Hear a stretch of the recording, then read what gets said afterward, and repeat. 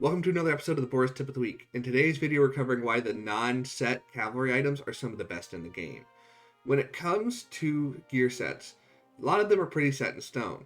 Archers will use either 4 or the full 6 out of 6, and that's because it's such a great synchronization and all the pieces are relatively similar. Infantry are typically replaced by leadership rather than their own offset pieces, but cavalry are unique because they have two different set pieces that are some of the best items in the game. So first we're going to talk about gloves. The armband gives you 7.5% defense, and the leg plates give you 11% attack. These can be replaced by Ash of Dawn, which is 1% more stat and a much better stat in health, and Navars, which is 0.5% more and 8% health. This means you can gain 20% health from two items that are non-set piece, and are among the best, and why they make such great value because health is just so impactful, and they replace attack and defense. Welcome to another episode of the Boris Tip of the Week. In today's episode, we're talking about why the Gatekeeper Shield is such a huge value factor in the game. When it comes to weapons and equipment, weapons have the highest overall stat growth. So while most items have 11 or 12% at Legendary, the weapons have either 20 or 25 depending on if they're Season of Conquest. So because of that, they have the greatest stat jump, and then that proportion does go down to the lower tiers. On top of that, most of the weapons in the game are attack with the exception of the archer items. So because of that, they are the weakest overall stat and have the highest disparity if you can get something replaced with health. Enter the Gatekeeper Shield, which gives 8% health. This is the equivalent of having about 24 to 30% attack. So it really replaces most of the items in terms of infantry because they're all attack based. So it's something that's very popular and continues to be as of now. Welcome to another episode of the Boris Tip of the Week. In this episode, we are covering the Civilization event. This is a recurring event that is themed based on different civilizations, but gives you the ability to get 5 tavern keys. So I wanted to quickly cover some tips to get it done faster. Of course, the Traveling Trader, you can't do much besides buy items. I recommend you buy items with resources if you can to save your gem supply, and use free refreshes every time. For the AP usage, just make sure you're sending out dispatches and travels if you can't be online to do Forts or Barbarians, but just use your AP. But for the gathering portion, you can do it in one trip. First, you'll send your first march to a level 6 stone node. Next, you will send your remaining 4 marches, 2 to level 5 or 6 wood nodes, and 2 to level 5 or 6 food nodes. This in one trip will yield the 1.5 million food and wood, as well as 1 million stone and 5 million total resources, allowing you to collect all of the gathering event things in one trip. Welcome to another episode of the Boris Tip of the Week. In today's episode, we're talking about the best ways to increase your troop yields without using speed ups. First, of course, is the Duke title. It is a flat 10% training speed bonus, and it's one of the highest bonuses to training speed in the game. So utilize it when you're going to train, especially in batches. You can do that by requesting titles from either the king or one of these 3 people. Next, of course, we have changing civilizations. This is popular during off seasons, and I actually just keep Germany pretty often on my own anyway. But Germany and Britain both give a bonus training speed, so something to consider. And last, but certainly not least, is finding a rune that increases training. As you clear the Guardians, you will get runes. Some of them will increase training. If you can get all 3 of these lined up and then train a batch, you can cut days off the training speed. So keep this in mind when you're going to train batches of troops, or even just your next group of fresh troops. Here are the best arch formation commanders. First, again should surprise nobody, is Gorgo. Gorgo is a huge player in the Garrison meta, and she turns out a ton of damage, on top of being pretty field viable. And she uses arch excellently because all of her damage is normal damage based, and all of her pairings, with the exception of Hera, also use normal damage, so you get double value. Next, we have Scipio Melianus. While Tariq is a popular choice with Scipio Melianus, you can also be running William Wallace with him and get that double dip just like you do with Gorgo, but he is still making great use of all that normal damage because his damage output is off the charts, and being able to use those normal damage inscriptions from Arch Formation makes it even better. And last, but certainly not least, is Attila. It is a very old commander, but when you look at him, he does do very well with extra normal damage, so he's still a very popular choice to use with Arch Formation. These are the top wedge formation commanders in Rise of Kingdoms. First, which should surprise nobody, is Nevsky. Nevsky is the skill damage commander and still is years after release.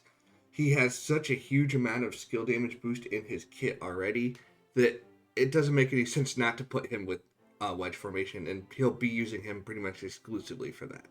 Next, we have Liang. Liang is basically the same exact thing except for archers, as he deals a ton of skill damage and is the flagship skill damage archer commander. And last, but certainly not least, we have Eleanor.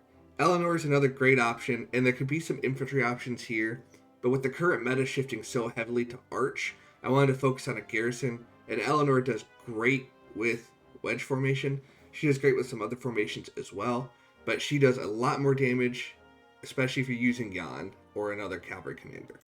Here are the best echelon formation commanders. First, of course, is Trajan. He's the flagship echelon formation commander because his percentage-based buff is able to be maxed out by the max 5% additional bonus. And being able to give 35% skill damage to your allies is huge. Next, we have William the Conqueror. You get a 20% defense boost when you hit one target, or you give it to up to 5 nearby allies. It's pretty excellent overall, and it's something that you can then boost to about 24%, which is super, super useful when you're in a huge field fight. It's one of the most underrated and underappreciated commanders in the game right now. And last, but certainly not least, we have either Mulan or the Epic Joan. Both are great options who are very, very strong when you have buffs, but they're very vulnerable. So Echelon allows you to get a little bit more buff out of it, so it makes the risk of being focused a little more palatable. When it comes to formations, there's a lot of overlap between Hollow Square, Testudo, and Circle. So today I wanted to cover the dynamic of that. So when it comes to these stats, when it comes to specialty inscriptions especially, each of them has their own specialty. Hollow Square specializes in boosting shields and taking less damage while shielded. Circle focuses on boosting healing and boosting all sorts of damage relating to that healing. Meanwhile, Testudo is somewhere in the middle. Their boosts are both shield-based, having less damage taken while shielded, and more healing received. So this is where you have the dynamic. Overall, Hollow Square is going to be the one you're going to want to use if you're using both shielding commanders. Circle is the one you're going to want to be using if you're using both healing commanders. And Testudo ultimately becomes the one you use when you have mixed, if you have a healing commander and a shielding commander in your pairing. Here are 3 ways to contribute more with fewer sculptures. First, of course, is to build more supports. Supports aren't gear dependent, aren't unit dependent, and most of them can be built without being maxed and still be useful because their debuffs are on their primary skill. So whether you're talking about Alexander, William, or anything in between, supports are definitely a worthwhile investment. Next, fill defenses and rallies. You'll take deads, sure, but that's part of the game. And the easiest way to contribute is to do that, because it doesn't matter how strong your gear is or how many sculptures you have invested in a commander. Your troops die at the same rate then, so it doesn't necessarily mean you have to have a bunch of sculptures. And last but certainly not least is to just make good commander investments.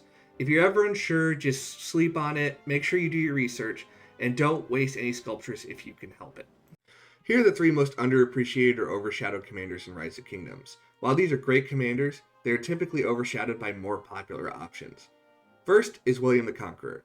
His defense buff on his 4 skill is insane on top of giving rage, and you can buff up to 5 marches with this. So it's something that's really great. But in the whole Nevsky meta, it's really kind of been overshadowed because Joan Prime and Huo and all these other commanders have really come to the forefront. But don't sleep on him, he's really good. Next is Scipio Prime. Similarly, while we're talking about normal damage commanders, Scipio Prime has kind of been shelved. But his health debuff on his primary skill is insanely solid, and it's something that you could really utilize, especially if you're running multiple marches. And last but certainly not least is Boudica Prime or YSG. Either one's a great option here because they're both extremely solid, but they're overshadowed by Hermann Prime and Liang, respectively, but they're still great options, especially for secondary marches. Here are the top daily chess commanders by role. So first, we're going to be talking about rallies, and that is Tariq. He's still a pretty big player with Scipio Milianus, and there aren't really a lot of great alternative options that are super rally valuable, except for Nevsky, who we'll get to later, so this gets the nod for our rally option. Next, for garrisons, Hera is really the one you're going to want to talk about. He is the staple of the meta. He pretty much goes with every other Garrison commander in the game, and he does so with distinction. He is hands down the best Garrison commander in the game right now. And last, but certainly not least for the field, I'm going to go with Nevsky. He could also be a rally here, but he is just so valuable as a field commander because he goes with every other cavalry commander in the field that he really gets the nod here, and he's definitely still a good investment even years after his release. Here are the 3 commanders I'm most thankful for this Thanksgiving. With Thanksgiving just around the corner, I wanted to cover the 3 Garrison commanders that I am most thankful for as a Garrison mate. And first, surprising nobody, should be Hera. You don't have a Garrison meta without Hera. He's just too popular, too strong, and overall really the central piece of that meta, and I am so thankful to have him because he makes every Garrison stronger. Next is Gorgo. Gorgo is the flagship infantry Garrison and part of the best pairing with Gorgo Hera, and she's set to continue doing so, whether you're talking about damage resistances, damage boosts, she has it all, and she'll continue to be that central piece. Last, but certainly not least, we have Eleanor. I also like CY here, but Eleanor is just so perfect for mixed units. And as a cabman, I also have a very soft spot for her in the meta. So she gets my 3rd spot here, and I'm very thankful to have her in the meta.